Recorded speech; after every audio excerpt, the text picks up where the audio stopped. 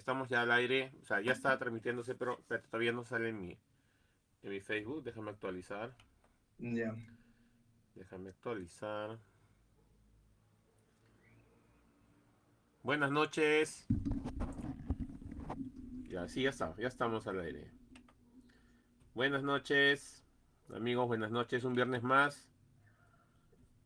Este viernes, con un gran invitado, con Alexander Caballero, representante, joven estudiante, representante de la generación Z que las últimas semanas, bueno, y no solo las últimas semanas, ¿no? En últimos años y especialmente las últimas semanas ha tomado más brillo en los medios de comunicación, tanto local como nacional. Son parte importante. Y hoy está aquí Alexander como un viernes más para compartir conocimiento, que es el único fin de estas transmisiones.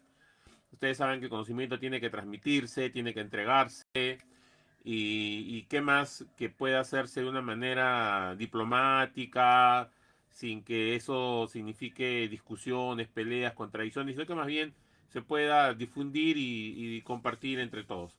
Así que, sin más preámbulo, esta noche con Alexander Caballero, estudiante de la Escuela Profesional de Ingeniería Comercial de la Universidad Jorge Basadre Groman de Tacna. Alex, buenas noches.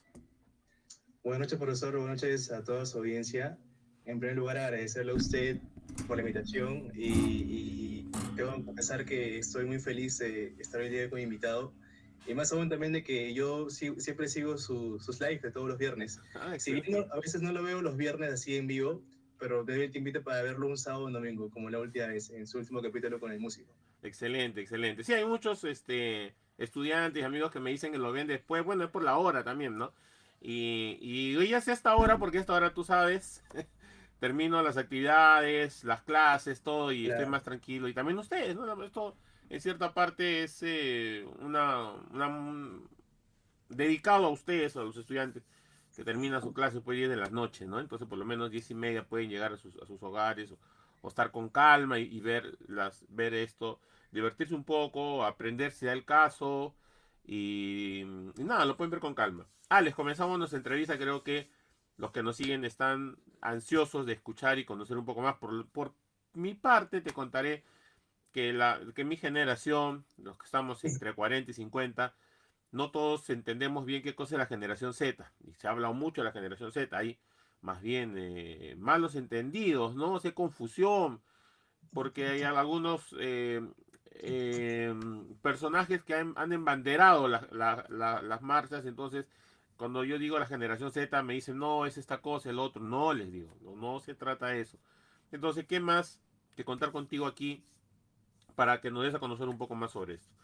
Alex, ¿nos puedes explicar un poco más a qué se le denomina la generación Z? Bien, bueno, muy buena pregunta. Justo es un término que se ha añadido, si no me recuerdo, el año pasado, pero se ha vuelto en tendencia ahora por el hecho de que los jóvenes se han alzado en contra, bueno, en protesta de todo lo que está pasando, tanto la delincuencia, la inseguridad, las leyes pro crimen, entre otras situaciones que justamente han encendido una vez más la indignación de la juventud, que engloba entre las edades del año del 2000 en adelante hasta incluso 2002, 2003 en adelante hasta la fecha de hoy, ¿no? Como hay varias generaciones, los millennials, los baby boomers, etcétera, la generación de ahora, bueno, no de ahora, sino la que tiene más o menos la edad entre 18 a 23 años, es la que se denomina generación Z. Y son, digamos, los embanderados a defender los derechos. Yo diría que más que embanderados, podría decirse que la generación que está tomando conciencia de todo lo que está pasando, porque incluso, eh, sin ir muy lejos con mis padres, con mis tíos, dicen Ah, que todo lo que está pasando no tiene solución, que así es y que no va a mm, cambiar. sí, pues. Pero justamente mi generación, la generación Z, eh, aún tenemos la esperanza de que realmente puede cambiar esto. Y Claro, yo claro. Sí, y yo siempre lo he mencionado en las entrevistas que doy, en las tertulias que tengo con mis amigos, con los jóvenes, entre otros espacios, que realmente hay una esperanza para poder cambiar y que lo malo que nos puede pasar es justamente perder esa llamita, esa vela de esperanza. Claro. Claro, no hay lucha que se gane en una silla, o sea, por lo menos uno tiene que hacer conocer su voz y marcar una posición. Em, ¿Qué pasó con, o dicho de otra manera, la generación Z también estuvo presente en la marcha contra Merino? ¿También fue la que embanderó? Bueno, no en banderó, pero sí estuvo presente. Yo estuve presente en la marcha contra Medellín el 2021. Era muy joven, me acuerdo, creo que tenía 19, 18 años, o 20, no recuerdo bien. Eh, pero sí, sí estuvimos presentes en la marcha contra el señor Merino. Incluso otras generaciones más se juntaron, pero ahora esa generación ya creció y por el mismo tiempo o el hecho de crecer también han madurado ciertas ideas, pero lo que sí sigue firme y presente es el tema de que la capacidad de indignarnos, Claro, porque hacemos un contraste de lo que pasó o de lo que ha pasado en los últimos 5 años, podemos decir que nada ha cambiado. O sea, ¿qué hubiera pasado si Merino hubiera seguido? Yo me podría atrever a decir que hubiera sido lo mismo, no sé si igual o peor, pero lo mismo, porque tenemos la esperanza de que con las nuevas elecciones de transición del 2021 la cosa pueda cambiar, pero en realidad empeoró claro.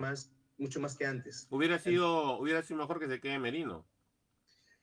O no No sabemos, diría no lo que, sabemos, claro, no sabemos, no sabemos. pero lo que sí hubiera sido mejor es que las cosas pudieran haber sido distintas. Claro, Una vez más, tenemos la gran oportunidad de la nación en elegir una vez más a personas que por lo menos sepan dónde están paradas, claro. que por lo menos tengan un grado de bien común, o de sentido de bien común en su ser para poder manejar la cosa pública, que no es nada fácil, pero que por lo menos tengan la buena intención.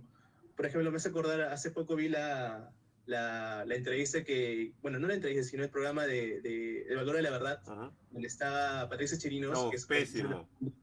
Sí, y yo vi unos clips al día siguiente, porque yo no lo vi en vivo, y quedé totalmente sorprendido de cómo una parlamentaria, una congresista, se refería así, o sea, ni siquiera tan joven el señor Sí. Pomadera. Te voy a Es un, contar es después un poco de eso, pero da un contexto. y ya para no entrar mucho en ese tema, o sea, yo quedé sorprendido del nivel de representantes que tenemos en el Parlamento.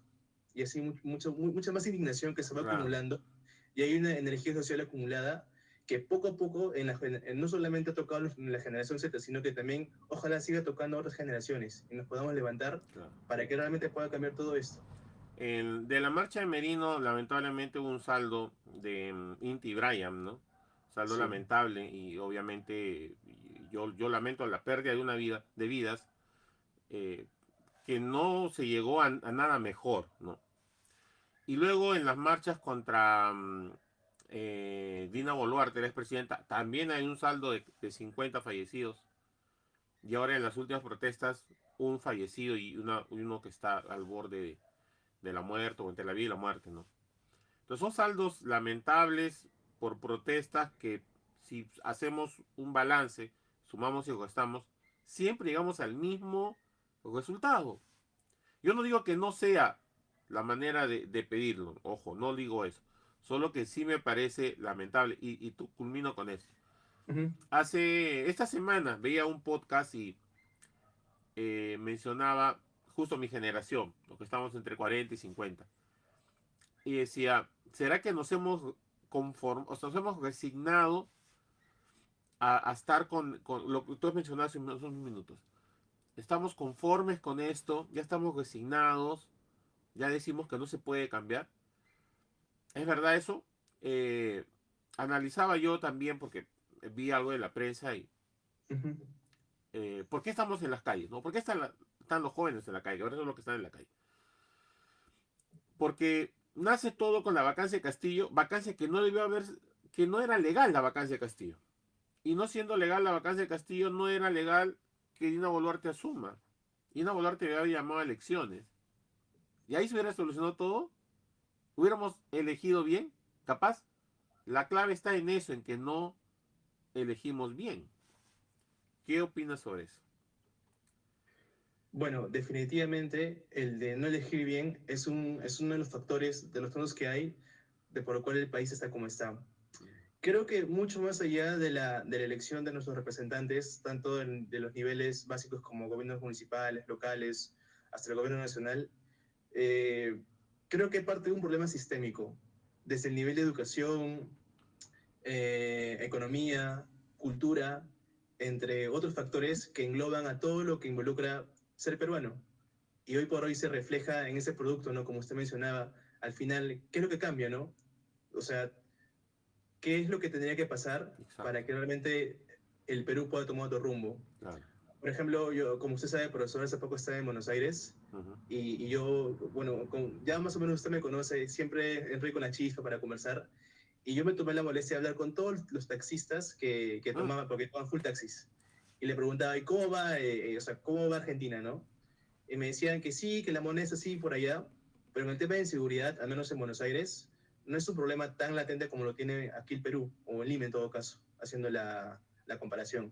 Si bien te roban el celular, o sea, no quiero minimizar ese tipo de delitos, ah, pero en contraste con lo que pasa en Lima, con las extorsiones, con el sicariato y todo eso, o sea, ellos no tienen ese problema. Ahora, ¿cuál es lo que, o sea, cuál es el propósito que menciono esto? De que todo parte de la educación. Yo soy muy creyente que la educación es clave. claro, Ahora, un ejemplo fundamental de cambio estructural social con lo que es la educación fue Finlandia, que lo tomó, si no me recuerdo, como 40 años en estructurar todo su sistema educativo y por consiguiente la cultura de su población. Incluso yo no soy historiador, pero me gusta estudiar historia, leer un ah, poquito.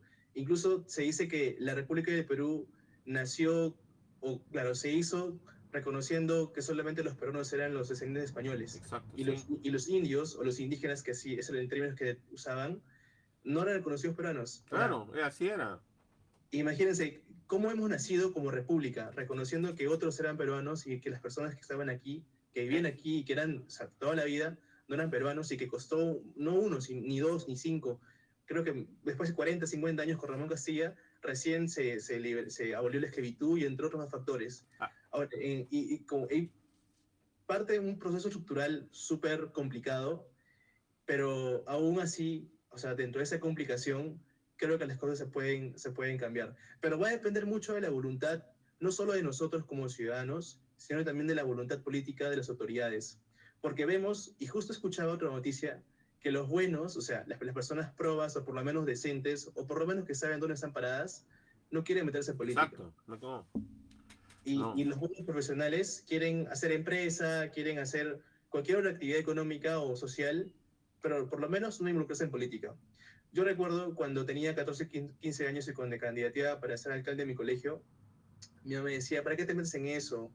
Y después cuando yo iba creciendo, cuando me metía en política universitaria, mis papás me decían, vas a terminar en la cárcel, o vas a terminar o sea, denunciado, en otras palabras. Y ese es el miedo de las generaciones pasadas, me imagino claro, yo, que política es igual a que terminas preso, política es igual a que te terminan denunciando o te terminas embarrando. exacto, Creo que, al menos dentro de mi rol como joven y de los espacios donde hago activismo, trato de decir que eso no es política, sino que política es servir, pero también a la vez también saber diferenciar entre, o sea, sabemos que no es fácil, pero tener suficientemente carácter para decir qué cosas sí y qué cosas y no. se cuentan, no, exacto. Eh, de lo que mencionaste, sin, no nos olvidemos que hace algunos años un expresidente llamó a un grupo de peruanos de segunda clase.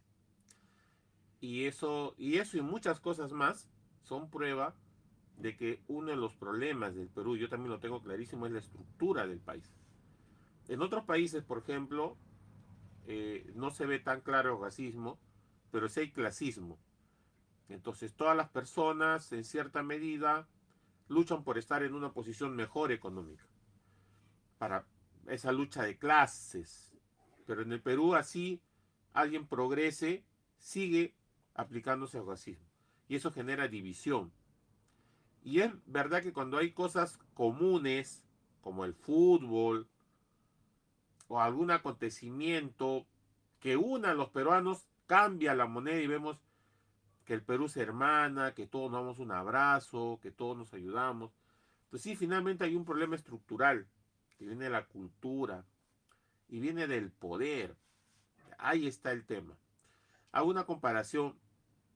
No sé si has visto, por ahí cuando tengas tiempo de una mirada, una serie en Netflix que se llama El Mecanismo. Y al final de esta serie, habla del caso Odebrecht. Y al final de esta serie indican que todo es un problema estructural que viene desde la colonia.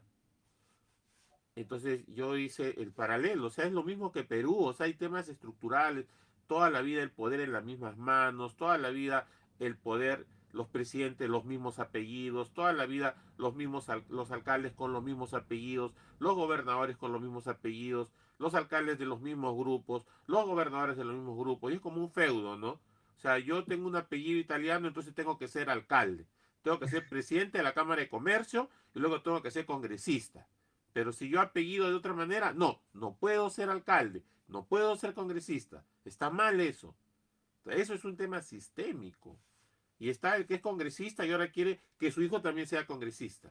Que el nieto también sea congresista.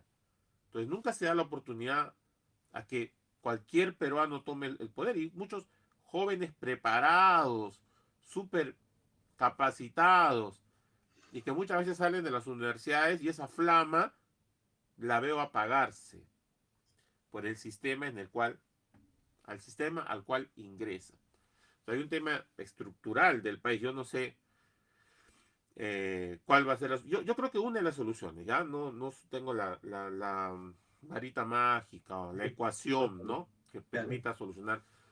Pero creo que una de las soluciones es el cambio generacional. O sea, yo no hablo ni siquiera de mi generación. Yo ya siento que estoy fuera de ese, pero sí las nuevas generaciones. Que las nuevas generaciones se hagan cargo, tomen papeles en esto con una visión distinta. Las nuevas generaciones, donde incluye la generación Z, tienen un criterio más amplio de tolerancia, tienen un criterio más amplio de empatía, de hermandad, no hay tanta diferencia, no hay tanta discriminación. Entonces, yo creo que ese cambio va a ser un cambio importante. Ahora ahí tendría que ayudar todo, ¿no? La media, tendría que ayudar la ciencia o la universidad, ¿no? Todo tendría que ser un conjunto. Eh, Basados en esto, vamos a aterrizar un poco la idea. A ver, Si protestamos contra Gerí, ¿qué esperamos? ¿Que asuma quién? Porque alguien tiene que asumir, ¿no? sí, alguien tiene que liderar el negocio, en otras Claro, palabras. exacto. Mira, eh, podemos partir de dos contextos, de dos situaciones. La primera es que, digamos, si protestamos para que Gerí se vaya como rol de presidente de la República, quien asume por mandato constitucional es el presidente del Congreso. Ujú, Y actualmente el presidente encargado es el vicepresidente Rospigliosi. sí. Ahora, ¿no sería lo mismo el tema de Rospigliosi, Gerí, o mucho peor? Ahí lo dejo, es una pregunta abierta. Sí. Ahora, el otro escenario es que se pida la remoción de la mesa directiva para que se pueda elegir una nueva mesa directiva, un nuevo presidente y el primer, segundo, tercer vicepresidente. Y por consiguiente, cuando se elige un nuevo presidente, se elige también el nuevo presidente del Perú. Me acabo de acordar de otro escenario, que es el tercero, donde solamente se declara vacante el rol de presidente del Congreso de la República y una vez se declara vacante, se elige un nuevo presidente del Congreso y por consiguiente al nuevo presidente del Perú. Es lo que pasó con Lady Como Camones. fue Sagasti, No, con Sagasti fue el cambio total de la mesa directiva. claro. El ejemplo de que donde se declara vacante solamente el rol de presidente del Congreso fue con Lady Camones. Cuando ocurrió el escándalo con César Acuña, cuando le Sí. mencionaba, vas a hacer todo lo que tú digas, Lady. Ya, bueno, y Lady tuvo que renunciar. Y Eh, eso, Alex, a 6 meses de las elecciones, ¿caminaría?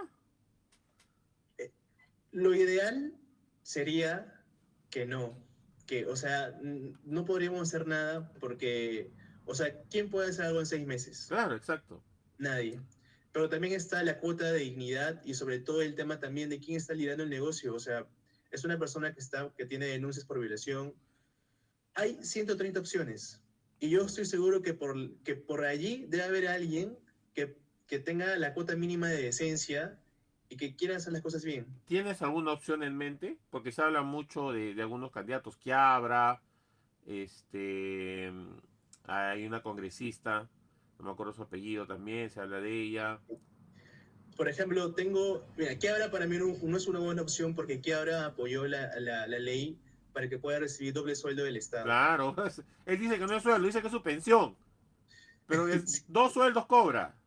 Y no hablamos de 1.000, 2.000 soles, hablamos de No, más de 10.000 soles. claro. Y uno está a la justa luchando. Eso es lo que te quería decir, pero termina la idea y después te voy a contar algo más. Vale. La opción que más o menos estábamos, bueno, que yo estaba estudiando era Susel Paredes. Ella Susel no tiene Paredes. ninguna denuncia por corrupción, ni por cohecho, ni por mucho menos el tema de cobro de sueldos de los trabajadores. Tiene proyectos de ley interesantes y ella siempre ha reclamado el hecho de la vacancia presidencial. Incluso en la semana que vacaron a la presidenta, ella, como congresista independiente, fue la primera en poder levantar o reunir firmas para la vacancia presidencial de Dina Boluarte.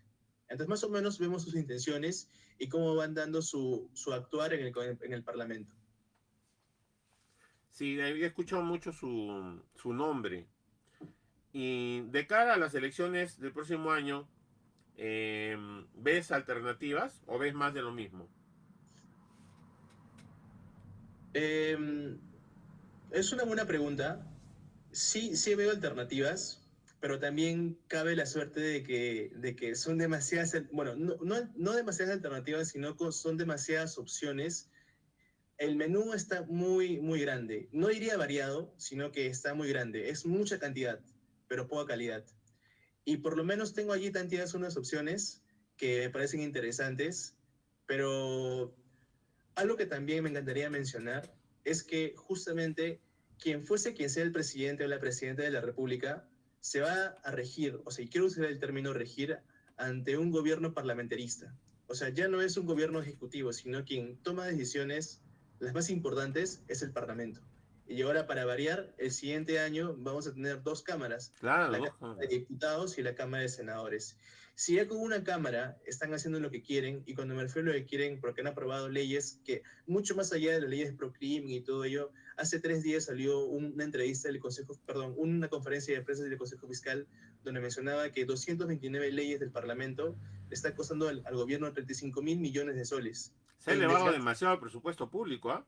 Exacto, y son leyes que no sirven, en otras palabras, y que el gobierno y que el Consejo Fiscal ha dicho que tiene que haber un control por allí, porque no puede ser que, o sea, a alguien se le ocurre una ley en el Parlamento, tiene mayoría por los congresistas, el Ejecutivo lo observa y el Parlamento ¿qué hace? Lo aprueba por insistencia. O Ujú. sea, no tiene ningún no, en otras palabras, aprueban lo que se venga en la real gana. Y ya lo han hecho ya con el tema de las ONGs, el tema también de los abogados que tienen que estar presentes cuando Claro, hay una intervención fiscal, exacto. entre otros ejemplos más. Sí. Ah, Pero volviendo a la pregunta original que usted mencionaba de una opción, sí tengo tanteado, no lo voy a mencionar ahora, claro, no, no, no, no, todo bien. tengo tanteado opciones que por lo menos me parecen interesantes y he tenido la oportunidad de poder conversar con esos candidatos, bueno, con el candidato que tengo en mente para ver cómo puede manejar y sobre todo cómo puede llevar el negocio. Y si pasa lo mismo que con Castillo, gana, dicen que fraude, le bloquean el Congreso, no lo dejan trabajar, por ahí le sacan algo que capaz ni siquiera es su culpa y lo terminan vacando y nuevamente volvemos a la misma historia. No digo que no hay Es, nada que hacer, sino que es que eso es una historia que ya la conocemos ya. Es como que el es, poder tiene que pasar de la mano izquierda a la mano derecha, de la mano izquierda, que no hago alusión a la izquierda y la derecha, pero que son dos que se tiran la pelota, el poder y obviamente del dinero, ¿no? es un escenario terrible si pasaría lo que estamos conversando, pero yo creo que allí, o sea, si una vez más ocurre lo mismo que lo que pasó, incluso retrocedemos el tiempo con Vizcarra cuando lo vacaron, con la mayoría que tuvo en la bancada fujimorista, luego si no me recuerdo, bueno, Sagasti no, con Con Castillo, Castillo. creo yo que sería el momento preciso para que nosotros los peruanos salgamos a las calles y le digamos no o digamos basta a los que tienen el poder, tienen el sartén bajo el mango, en este Claro. caso el Parlamento. Yo, yo, Ahora, yo espero que el próximo presidente termine sus 5 años. Porque vamos, ojalá vamos ocho presidentes, si no me equivoco, o 9, no sé. Es 9, demasiado ya. sí, en poco menos de 10 Ajá, años. exacto. Ahora, algo que también se menciona de esto de que de los presidentes y los ministros que han pasado, que son más de 200 ministros en menos de 10 años, eh, se menciona mucho también de que el Perú está creciendo, ¿no? Independientemente de la política o de cómo se maneja la política, el sistema financiero o el sistema fiscal está avanzando. Hace 2 días leí una noticia de Impacta, que es un medio de Ujú. comunicación independiente, que eso es algo súper relativo, porque al margen de que ha crecido la economía, ha crecido también, como usted mencionaba, el presupuesto, se ha duplicado el presupuesto del Congreso de la Y te República. tengo un dato, ¿eh? Te termina la Y, idea, te cuento. y también se ha duplicado, lo peor de todo y lo que me da coraje es el tema de los trabajadores. O sea, los trabajadores del Congreso de la República tenían una cantidad y esa cantidad se ha duplicado este año. O sea, están utilizando el Parlamento o esta institución como Congreso de la República, porque, ojo, la institución no está mal, sino son los que están dentro de la Claro, institución. las personas, siempre son las personas, no es la institución. Sí. Exacto, que están haciendo de las suyas y nadie, y absolutamente nadie, y eso es una verdad, le está poniendo el pare. Porque el presidente no puede. Incluso han aprobado hace poco, en la última legislatura, el tema que el presidente ya no puede disolver el Congreso. Y Pero ahora, están blindados, pues, digamos, exacto, están ahora digamos, blindados. si el TC dice algo, ¿qué hace el Congreso? Saca o pone miembros del TC. O sea, el Congreso está Ya, totalmente blindado y es un régimen parlamentarista. Es lo que claro, mencionó ya, ya no hay gobernabilidad, ya no hay división de poderes. Y eso es malo. ni división ni estabilidad, o sea, no Exacto. hay nada. Hay un tema con los presupuestos. Ya hay una proyección que para fin de año ya no tenemos superávit fiscal, o sea, que los ingresos ya no son mayores a los egresos. Por lo tanto, ya no, bueno, no es que baje las reservas internacionales, pero no su nivel de crecimiento a la velocidad que venía creciendo va a desacelerar. Y eso no lo vamos a sufrir nosotros, o sea, no lo vamos a sufrir en 10 años, eso lo vamos a sufrir en 30, 40 años cuando se tenga que pagar todos los bonos que el Perú ha emitido al mercado internacional. Acaban de emitir en 2024 una serie de bonos internacionales, también 2 series creo. Y es endeudamiento. A ese dinero obviamente tiene que haber ido a infraestructura, pero ¿dónde está la infraestructura? El aeropuerto Jorge Chávez, no sé. Pero ahí el Perú está endeudado. No lo está pagando ahora, pagará intereses en los próximos 10 años. Pero va a tener que devolver esa deuda de acá a 20, 30 años.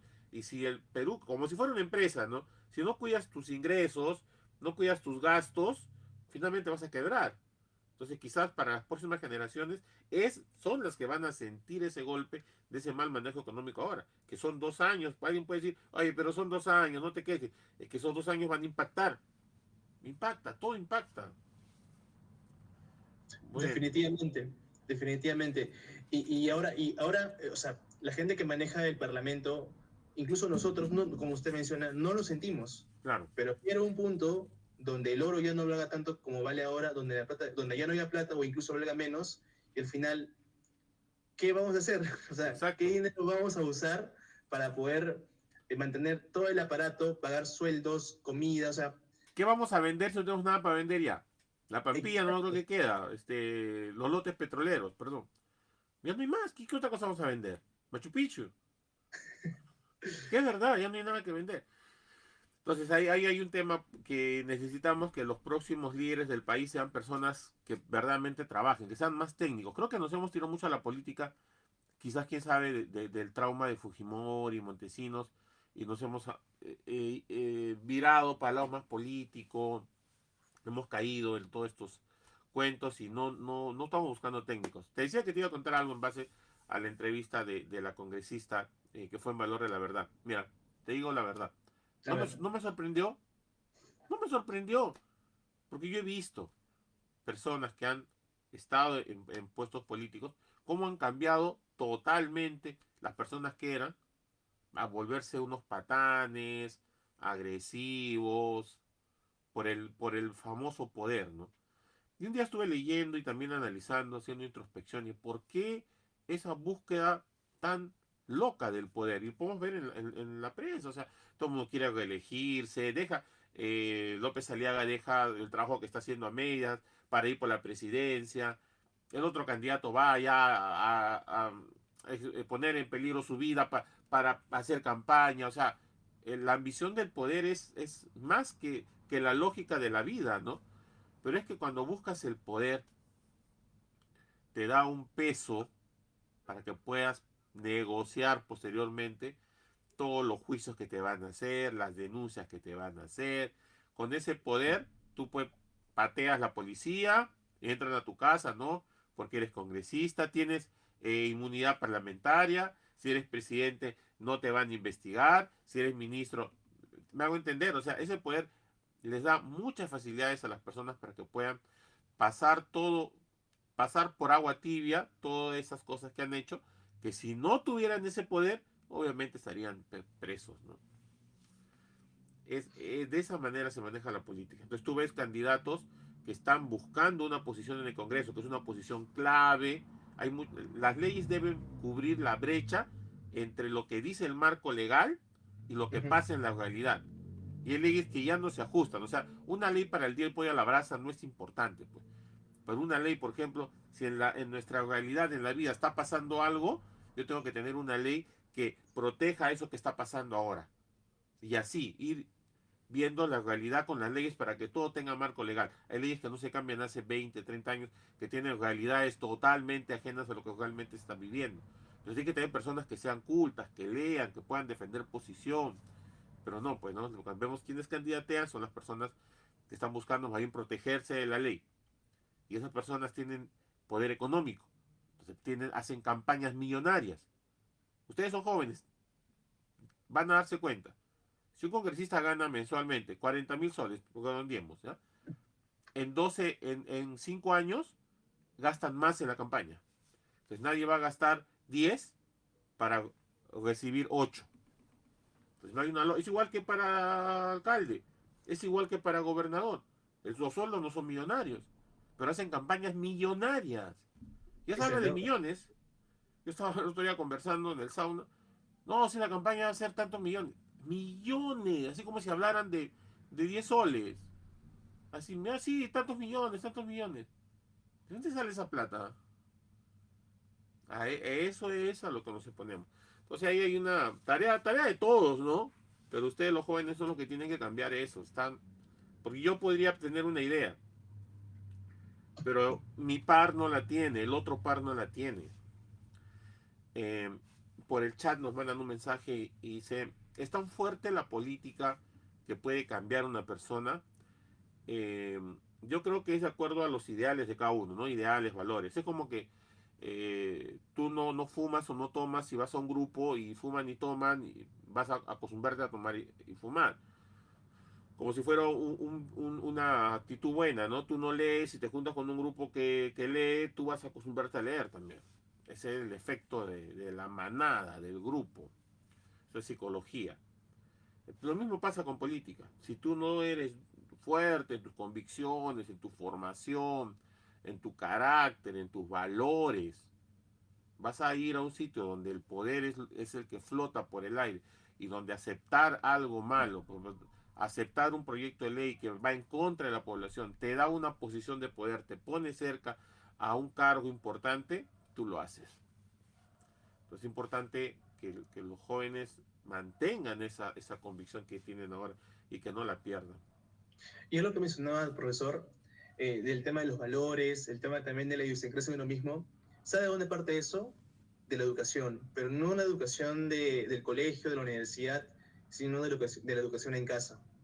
Así que la gran pregunta es cómo el Estado o cómo como sociedad podemos hacer que en las familias nucleares o no nucleares pueda haber esa educación clave para que el niño o niña que se va forjando desde muy temprana edad pueda tener por lo menos principios de la verdad. O sea, por lo menos la verdad, el respeto a los demás, la tolerancia y que eso puede desarrollando y evolucionando para bien en primera de media, en segunda de media, en la universidad.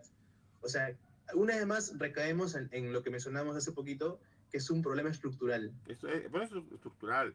Yo veo en Es, la calle, cuando están padres con el niño y el niño bota la basura al piso, papá no le dice nada.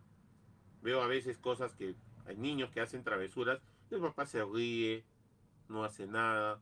Como un día estaba con unos amigos almorzando y un niño subió la escalera y hizo una travesura y el papá bajó con el niño y le obligó a que pida disculpas. El papá está formando. El padre tiene que formar. Pero si yo veo, tira los papeles por el auto, para la basura, la calle, la pista. Pues ahí son pequeños signos de que no, que hay una pérdida grave de valores.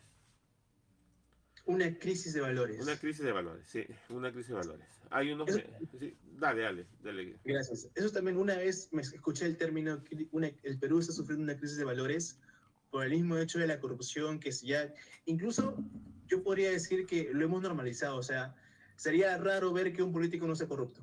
Sí, sería extraño. Lo normal sería de que no tenga, o sea, actos de corrupción, pero lo hemos normalizado donde, o sea, uno se sorprende, ah, no, mire, no tiene ninguna denuncia. No, Ah, no, sería el paria. O sea, es lo que pasa en muchos sitios, ¿ah? Me ha pasado a mí. No voy a dar nombres ni nada. Pero cuando tú entras a un sitio y tú eres diferente, no haces lo que los demás hacen, eres el paria. O sea, estás apartado de todo. No te convocan, no te invitan, no participas en nada. O sea, si tú eres del grupo, tú eres cochino, estás en el grupo. Para acá te llaman todos los días, ya. Estás, y a veces vemos nosotros, ustedes los jóvenes, ven gente que sale, lo ven ahí, y su nivel no es el nivel necesario para que esa persona esté parada ahí. Pero él es el amigo del amigo, el amigo del amigo, el amigo del amigo, el amigo del amigo. Y es lo mismo pasa en la política. Si da la política, es el amigo del amigo, el amigo del amigo. No el mejor. Eso es lo que pasa. Ese es el problema sistémico. Es como un cáncer que existe. ¿Qué hacer con eso? No lo sé. Yo he escuchado muchas versiones, ¿no? Uno dice, no, esto no va a cambiar, porque es estructural. O sea, viene ya de 200 años hacia atrás. Otros dicen, sí se puede cambiar, si elegimos bien, si votamos bien. Yo creo que hay temas de como un momento, hay valores, ¿no? Hay educación, la educación es importante. Pero el mercado también es competitivo, o sea, si no, como estamos en la jungla, si no luchas por sobrevivir, no vas a poder ayudar a otros. Es como en el avión, ¿no? Dice, si hay un accidente, primero ponte tú la mascarilla y luego pónsela al otro. Es lo mismo. En cualquier momento puede venir una crisis y no estamos preparados, como el COVID, ¿no? Si estamos preparados, nos va a llevar de encuentro y va a ser peor. Por lo menos en el COVID pudimos aguantar, pudo haber sido mejor. La delincuencia no lo hemos podido aguantar.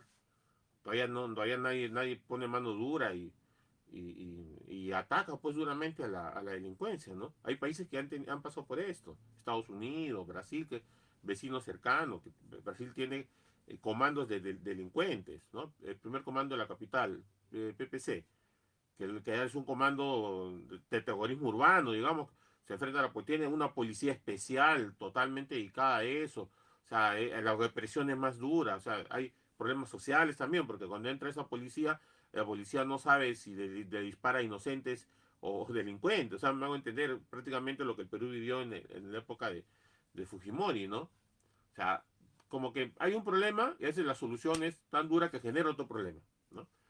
Pero hay ya estos casos hay, o sea, de cómo manejar la delincuencia, hay técnicas, ¿no? Que hay consecuencias, pero acá no se está haciendo nada, pues nadie toma una decisión, ¿no? Incluso salió una especie o sea, lo que está pasando si no me recuerdo, en el centro del continente, Guatemala, Sí, no Guatemala. recuerdo bien el país, que quieren traer ese sistema para el Perú. Pero creo que, o sea, tampoco sería la solución porque se estaría copiando un sistema que probablemente se funciona allá, pero aquí probablemente tampoco no funcione. Incluso, ahorita hago memoria, el presidente de la República ha estado yendo a las cárceles, ¿no? Viendo y todo ello, pero al final de cuentas, la solución, como, bueno, que se planteó en este estado de emergencia es, o sea, seguir haciendo más estados de emergencia o seguir yendo a las cárceles con las cámaras y todo ello. La gran pregunta es, ¿cuál es la solución para todo lo que está pasando? Yo diría, o sea, hay una suerte, ¿no? De pensamiento. Ojo, es un pensamiento. Claro, claro.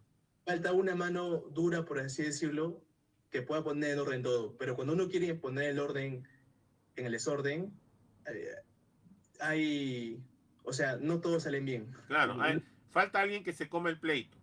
O sea, como en Sí, todo caso, alguien que diga, ¿sabes qué? Yo acá me voy a inmolar y me voy ya mi vida política, acá termina todo, pero me voy a inmolar por cambiar esto. Y eso puede resultar súper bien para él o también súper mal, ¿no? Todo depende, porque a veces levantas una tapa y vas a encontrar que el origen del problema está de quién te dio la orden, quizás. Hay muchas cosas ahí que no... Bueno, pues tiene que hacerse algo, ¿no? Tiene que hacerse algo. En el chat nos dicen, algunas preguntas, dice, ¿la industrialización es una solución? Sí, el Perú no es que no esté industrializado, no esté industrializado a un nivel, ¿no?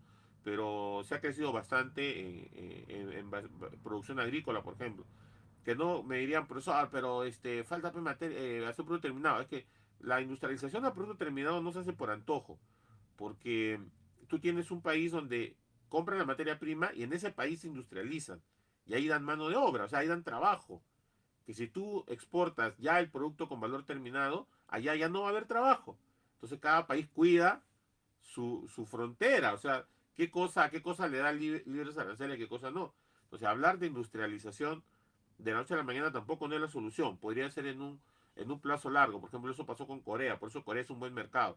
Porque Corea es un mercado, era un mercado de materias primas, de pesca, agro no, pesca, era pesquero. Y luego Corea del Sur viró totalmente, cambió totalmente a tecnología. Porque se establecieron plantas gigantes, de LG, Samsung, Hyundai, y cambió la matriz de trabajo, la matriz laboral, y se pasaron a industrializar. Entonces, al a ver eso ya no había pescadores. Entonces, por lo tanto, ya tenían que comprar el producto terminado. Entonces, hay que ver economías, países que manejen eso. En el caso de los metales, que somos líderes, es bien complicado porque son tremendas industrias que hay que procesan las materias primas que nosotros enviamos. Entonces, ahí va a haber, yo creo que eso es un tema de tiempo. Pero yo creo que en la industrialización como tal, no sé si está el trabajo. Más bien, en vez de buscar, digamos, un crecimiento vertical, ¿no? Hacia la industrialización, que no está mal, ojo, yo creo que deberíamos ampliar y hacer que los pequeños negocios se vuelvan cooperativas y las cooperativas se vuelvan empresas lucrativas, grandes empresas que coticen en bolsa, que se financien, que se asocien, ¿no? O sea, buscar mayores corporaciones, porque son las mismas corporaciones, Intercorp, Credicor, son las mismas que agrupan todo, o sea, el poder está concentrado. Entonces debemos desconcentrar ese poder y que ese poder obviamente también económico tiene que desconcentrarse. Luego nos dicen por ahí que es una pregunta un poco dura, dicen, ¿no? Las campañas se financian con lavado de activos, eso nunca, no vamos a probar, ¿no? Pero sí es verdad que se mueven dineros fuertes. Sí, incluso hasta el año 2011, 2012 anterior, las campañas podían recibir dinero, claro, dinero que o sea, cierta cantidad se podría declarar ante el Jurado Nacional, pero hoy otra cantidad que podría venir de manera directa. Entonces, justamente ese fue el caso de Keiko Fujimori, con el caso de Cocteles. Y justo estaba leyendo también la lectura de Rosa María Palacios, donde mencionaba de que a Keiko se le acusó con el caso Cocteles con un delito que no estaba, entre comillas, tipificado en ese entonces, que luego se tipificó en el código, pero en su momento no. Entonces no se lo puede acusar a Keiko Fujimori por el tema de lavado de activos, porque no era un delito en el país. Si bien era una falta, pero no un delito. Entonces por eso que después de 10 años el caso Cocteles se cayó y se archivó. Ahora, hoy por hoy sí se debe declarar ante el Jurado Nacional, pero también ahora la pregunta es, ¿quiénes financian las grandes campañas? ¿Quiénes son los que llevan al poder, por así decirlo, a los candidatos políticos? Y es una tendencia que no solamente se replica en el poder nacional, sino que también en ciertos grados, aquí nomás localmente, se utiliza el financiamiento en campañas para apoyar al poder. Pero la pregunta es, uno, ¿para qué quiere llegar al poder? Solamente, como usted mencionaba, profesor, para ostentar y decir yo soy tal o yo fui tal o tengo este cargo. Y al final, o sea, tanto una persona o alguien podría llegar al poder para solamente decir, o sea, eso. Creo que mucho más allá de poder o de llegar a ese fin, no se debe olvidar la razón fundamental que siempre lo menciono en las conversaciones que tengo, que es el bien común. O Claro, sea, pero eso existe en una visión, digamos, noble, ¿no? En la verdadera visión del liderazgo. Pero normalmente las autoridades que hemos visto no tienen liderazgo, o sea, no es el bien común, sino el bien de él primero y de los suyos, ¿no? Eso lo vemos desde la parte más alta de la esfera política hasta la más baja. Cada quien ve su tema, ¿no? Y ese es el problema de estructura que tiene el país. Alex, ¿Has pensado alguna vez entrar en política, o sea, formalmente? O sea, candidatear, buscar una curul o algún lugar dentro de... luchar por estos ideales jóvenes desde otra posición. Eh, ahora no lo tengo pensado ahora en estos momentos. Quiero seguir formándome. Por ejemplo, a mí me encanta mucho el tema de finanzas y a mí me encantaría, por ejemplo, estudiar una maestría, un diplomado o una especialidad en finanzas. Me gusta mucho el tema de números y a mí me encantaría hacer, por ejemplo, una carrera en un fondo de capital riesgo. Creo que una vez le mencioné a usted, profesor. Pero siento que para poder ostentar o para poder servir a los demás dentro de un rol como un congresista o si incluso ser regidor, por lo menos tiene que estar preparado para poder, o sea, saber, ¿no? Un poquito más de la cosa pública. Ojalá Porque todos si no, pensaran así. sí, porque si no, o sea, no haríamos bien las cosas. O sea, uno puede tener toda la buena intención en poder hacer, pero si no sabe cómo hacerlo, no, pues no, sería totalmente ineficiente. Claro, claro, ese es un buen punto. Alex, volviendo dejando un poco el tema político, volviendo al tema de la generación Z, se ha visto en la televisión, en los medios que enarbolan la bandera con el logo de One Piece, de esta serie anime, ¿no? Bueno, serie de Netflix también y anime japonés, ¿no? ¿Qué significa o por qué han tomado esta bandera como símbolo? Yo también, cuando inició el tema de las marchas, salía, o sea, eso fue una tendencia de Lima, el tema de la bandera. Yo también pregunté, ¿por qué están colocando la bandera de One Piece? No soy un fan de One Piece, pero me explicaron el contexto.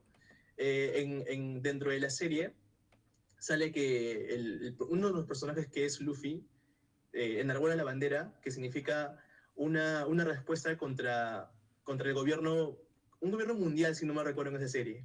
O sea, en otras palabras, la bandera representa estar en contra del gobierno corrupto y mundial que ostenta, bueno, que es en el contexto de esa serie. Ahora, eso lo extrapolamos aquí al contexto de Perú para decir que estamos en contra del gobierno. Por eso sale la calaverita con los huesos así Ujú. cruzados. Entonces Ujú. el símbolo eso en contra del gobierno. Muy bien, es simpático. O sea, también ayuda a que se viralicen las fotos, a que salga esto a nivel hasta internacional, porque también esa bandera se vio en las protestas que hubo en Nepal, ¿cierto? ¿Creo que ¿Fue en Nepal? Sí, sí, bueno, Claro, entonces con las protestas en Lima, las fotos también salieron en medios internacionales y obviamente es algo llamativo. Me parece muy interesante.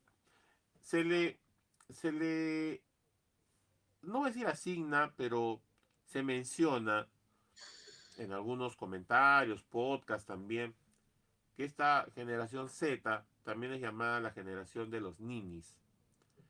¿Qué opinión te merece eso? ¿O por qué la generación de los ninis? entendemos el significado de ninis de los que no estudian ni trabajan, ¿verdad? Bueno, es el mismo discurso que se utiliza, por ejemplo, de que los de la generación Z son guiados por los rojos, por la izquierda, que es financiada por las bancadas de izquierda, por las empresas de izquierda, de Cuba o de Venezuela. Creo que, en primer lugar, no debemos meter a todos en el mismo saco, pero también la pregunta o el contexto trasfondo es, ¿por qué existen ninis? ¿O por qué eh, hay, o incluso también, ¿por qué decimos ninis? ¿No? O sea, ¿dónde está, cuál es el problema estructural o cuál es el problema de trasfondo del por qué hay ninis? Mucho más allá de tildar a alguien o a alguienes, está la gran pregunta, ¿no? ¿Por qué hay eso y qué estamos haciendo para cambiarlo todo? Claro, no hay puestos de trabajo suficientes, o si hay puestos de trabajo son subempleos, sin derechos laborales, eh, muchos no quieren estudiar porque no hay nuevas especialidades, si las universidades siguen dando lo mismo, no se acoplan a las nuevas tecnologías, ya las universidades deberían estar dando especialidades en inteligencia artificial, en programación, en sistemas, en cuántica, en energías renovables. O sea, debería haber una gama más amplia de especialidades más que las especialidades tradicionales, ¿no? O sea, ahí yo también le veo una justificación de que quizás muchos jóvenes se sienten desilusionados de seguir la universidad porque piensan que van a estar 5 años en la universidad, terminan y van a un trabajo donde son explotados, son maltratados, no crecen, que para crecer tienen que hacer, participar en una campaña política, conseguir un trabajo, trabajar 11 meses o 10 meses y luego estar 2 meses sin trabajo. Así no te puedes comprar una casa, no te puedes comprar un auto, ni un banco te da una hipoteca. Entonces es muy desalentador el escenario que tienen los jóvenes. De quizás eso, ni quizás, o sea, eso tiene un impacto psicológico, más allá de que se vea, digamos, como algo duro, tiene un impacto psicológico. Todos somos seres humanos. O sea, si para una persona mayor ver cómo está hoy día el ámbito laboral es duro ya, de por sí es duro, cada día ahí vienes estresado, golpeado, eh, que sea joven, con esperanzas, con sueños, y que no encuentres trabajo, se te maltrate. Tiene que tener un impacto psicológico, definitivamente. Y siempre los apelativos son desagradables, pues, ¿no? O sea, si bien es cierto, hay una denominación para generación Z, pero no comparto yo ese apelativo de los ninis, ¿no? Yo creo que hay esperanza en la juventud. Y hay que solo necesita un impulso, nada más. Eso es todo. Eh, Alex, eres un buen estudiante, también una persona con bastante conocimiento en política, del quehacer diario. ¿Cuál es tu plan de vida? ¿Qué es lo que has pensado tú como joven tagneño de aquí a unos años más adelante? ¿Cuál es tu plan dentro de lo que es tu vida, tu esperada vida profesional o académica? Bueno, definitivamente lo que yo tenía planeado hace años, cuando estaba en el colegio, todo cambia, ¿no? Todo cambia. Y es lo que también, una virtud que trato de poder vivirla casi todos los días, es la virtud de la tolerancia hacia lo que pasa las cosas y a la vez también el tema de la resiliencia. Porque uno puede planear muchas cosas, incluso puede hacerte una proyección, pero siempre hay factores externos e internos que están allí, ¿no? Que te tambalean y que suceden y que pasan, familiares, laborales, de salud, etcétera. Pero sin duda, algo que me encantaría, y hablo del mundo de las ideas, por ejemplo, como le mencionaba hace un par de minutos, era hacer una carrera en finanzas. A mí me gusta mucho el tema de finanzas, profesor. No sé si alguna vez se lo dije. Y a mí me encantaría, por ejemplo, trabajar en un fondo de capital riesgo y tengo mapeados Claro. ahí. No sé cómo entrar, yo sé que es difícil por el mismo hecho o sea, no quiero menospreciar mi origen, pero uno de provincia, dos de universidad pública, y sé que trabajar, por ejemplo, en Tiger Capital o en BlackRock, siempre están ahí la gente que trabaja, por lo menos en la U de Lima o la U No, pero Pacífico. eso pasa acá en el Perú, pero fuera no pasa. Yo, Ah, yo, ya. yo tengo una regla, ¿no? Que cuando no te abren la puerta, tienes que patearla. Entonces va a haber muchas veces que ustedes como jóvenes van a tocar la puerta, porque así es el protocolo. Pero si no les abren la puerta, no se queden esperando. Tienen que empujar. Y si no se las abren, tienen que patear la puerta y luchar por sus sueños. Pues nadie les va a entregar en bandeja. Y es verdad, hay bastante tema con eso. Hay bastantes oportunidades, solo que a veces, bueno, no digo que ahí esté la solución. Yo también, por ejemplo, cuando terminé la universidad, hice por ahí una de las maestrías. Uno de mis sueños era trabajar en Wall Street.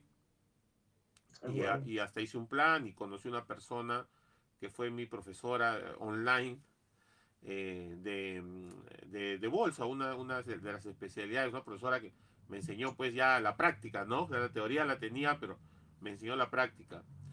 Y ella trabajaba, no en Wall Street específicamente, pero con una empresa que trabajaba en Wall Street en Nueva York. Y yo tenía ese sueño de ir, ¿no? Pero como bien dices tú, obviamente las becas están para los de Lima, las becas están por acá. El tiempo en el que yo estaba en la universidad no había Chris Cross, no había muchas oportunidades que hoy día ahora hay, ¿no? Entonces dije, yo no me voy a quedar ahí tranquilo. O sea, si bien es cierto, no puedo trabajar para JP Morgan, yo seré mi JP Morgan. Dije, yo voy a ser mi JP Morgan, yo voy a hacer mi fondo, yo voy a hacer mis inversiones, yo mismo voy a lograr crecer, ¿no? Pues a veces las cosas, los sueños no tienen que apagarse por otros. O sea, uno tiene que luchar por sus sueños y hacer que los sueños se cumplan de una u otra manera. Así que para adelante, me parece excelente. Sigamos con nuestra entrevista. Alex, ¿cómo ves al Perú en 20 años? Yo voy a tener ya 70. Quiero saber cómo lo ves. Es una buena pregunta, profesor. A mí me encantaría ver al Perú, en primer lugar, que por lo menos haya avanzado un poquito en el cambio sistémico, tanto de la estructura del Estado, social, y que por lo menos, o sea, nosotros los peruanos no nos veamos como enemigos. Porque existe esa tendencia de como que no, tú eres o sea, de todo sentido, o sea, desde clases sociales, orígenes étnicos, posiciones políticas, entre otras cosas. No sé cómo, o sea, a mí me encantaría y le pido a Dios por lo menos que me dé un destello de cómo poder hacer que las cosas puedan cambiar. Si bien el problema parte de macro, pero al menos dentro de mi situación o contexto como joven, al menos con mi familia y con mi vecindad, trato de ser diferente, como por ejemplo, una cuestión así súper simple, o sea, súper simple, es que en Buenos Aires la gente te pregunta, o sea, tú entras y te dicen, ¿no? Hola, ¿qué tal? ¿Cómo vas? ¿Todo bien? Y la gente te pregunta. Y yo pensé que era como que una regla aquí como el Perú, como que hola, buenos días, ¿no? No, allá la gente realmente esperas o esperan que tú respondas de manera sincera. La Y gente te más, trato más educada, más culta. ajá, exacto. Sí. Y aquí como que, o sea, entras como que hola, buenos días, y si te responde, bueno, en una hora, ¿no? Y si no, bueno, ya fue. Entonces, Hay un tema. Nosotros que vivimos en el Perú no nos damos cuenta. Y a veces pensamos que los peruanos somos espectaculares. ¿Ya? Pero cuando vas a vivir a otro país, que ni siquiera tiene que ser muy lejos, te das cuenta que en otro país la gente es diferente. No quiero decir que los peruanos seamos malos, pero es que es verdad. O sea, te das cuenta que la gente es más amena, más agradable, se abre más, habla más, te da la mano, te dice que te falta, en que te ayudo. Y acá, sin embargo, estamos viendo hoy qué hace el otro para yo golpearlo. Oye, el otro le ha ido bien. ¿Por qué le va bien? ¿No? Tengo que atacarlo. Esa es la mentalidad que hay en el Perú. En otro sitio, a ti te va bien, tú es una fiesta. Oye, voy a hacer una fiesta porque Alex consiguió un trabajo nuevo. Alex, te haces una fiesta sorpresa. Acá tienes trabajo nuevo, o es un imbécil, desgraciado, no sé qué. Así es acá. Es un tema también que está dentro de la cultura que tenemos que cambiar. Hay varias cosas que tenemos que cambiar. Varias cosas. definitivamente. Y algo que también, por ejemplo, avisoro para el futuro es que por lo menos se reduzcan los partidos políticos y dos, que suba por lo menos también el nivel o la sistematización de educación. Si bien yo sí siento que avanzó un poquito, lo veo por el tema de los indicadores y también por el tema que mis hermanos han estudiado en colegios públicos. Y yo recuerdo cuando estudiaba en colegio público era una situación distinta y ahora cuando yo vi cómo ellos avanzaban, también o sea, había un contraste, o sea, no la brecha no era tan alta, pero sí yo sentí que había mejora. Entonces yo espero que realmente la educación pueda cambiar. Que mucho más allá de poder decir, o sea, que los presidentes sean corruptos, porque eso ya sería utópico, creo que lo que más esperaría sería que la educación pueda, pueda, pueda mejorar indicadores. Y bastante, la verdad. Eso es lo que más esperaría. Ojalá, ojalá.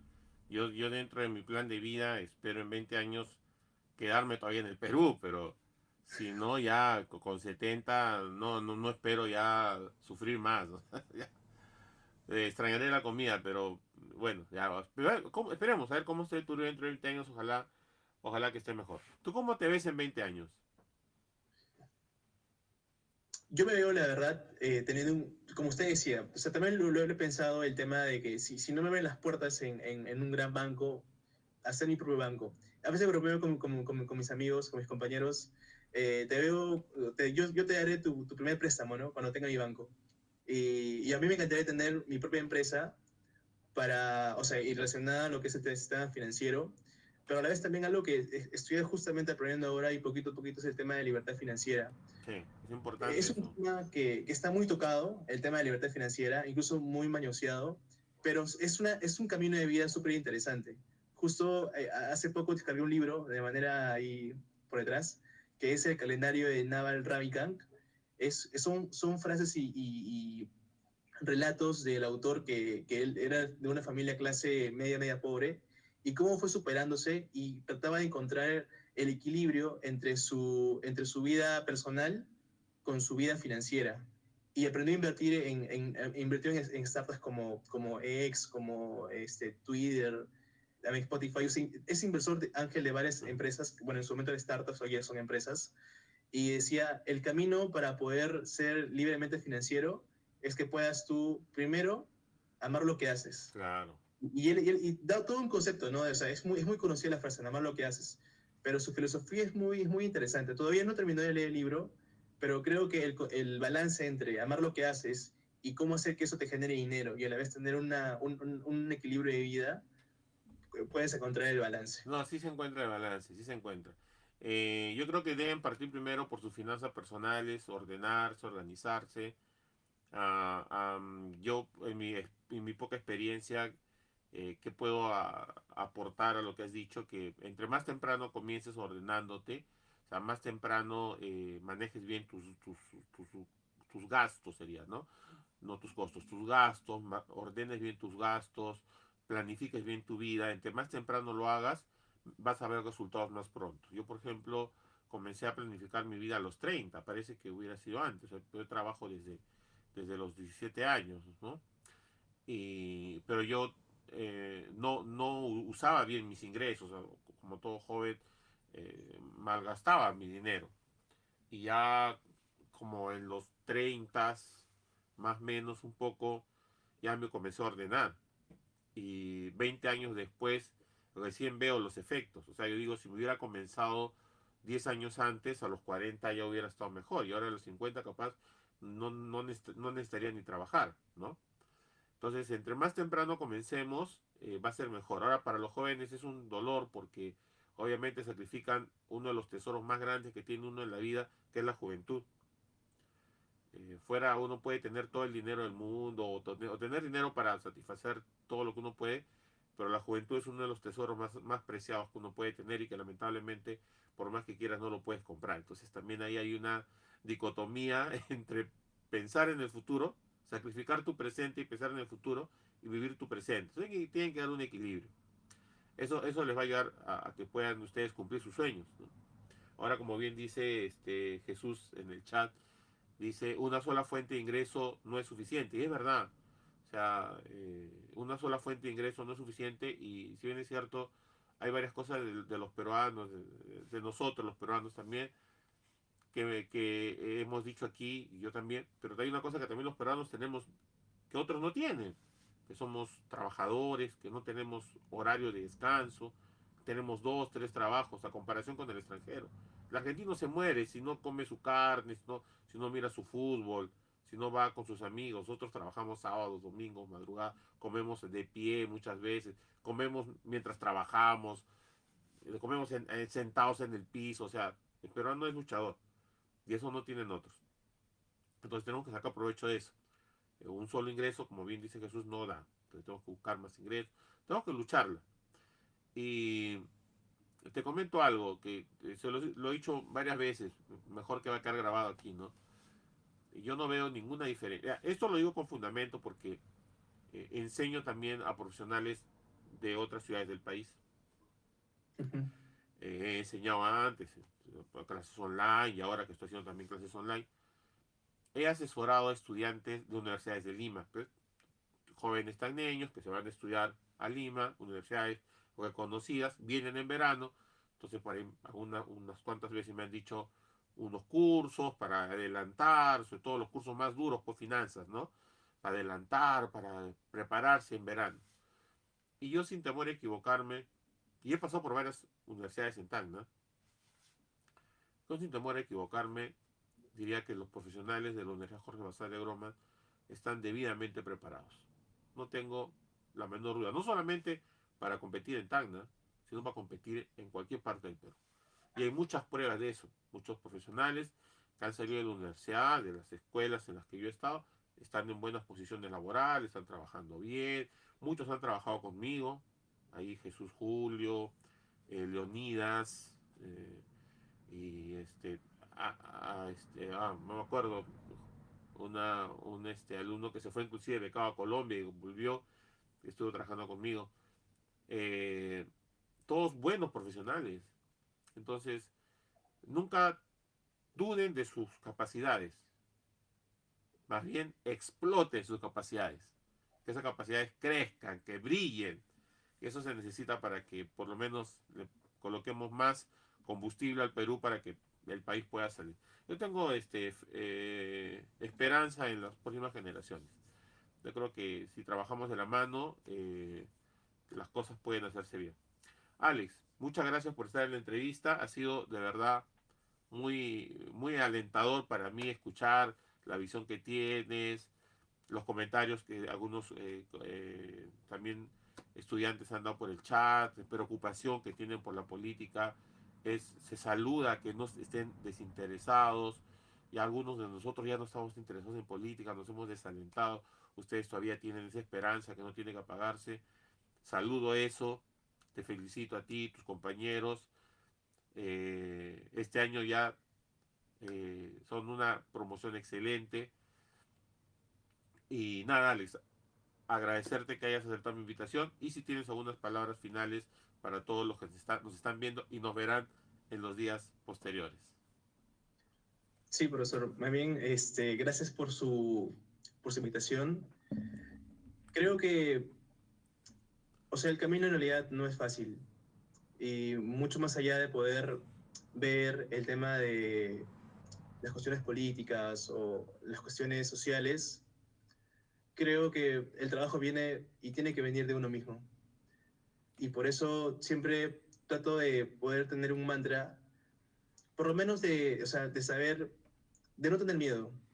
Porque siempre a veces uno tiene miedo al futuro, tiene miedo al qué dirán, o el miedo también a, o sea, muchas cosas.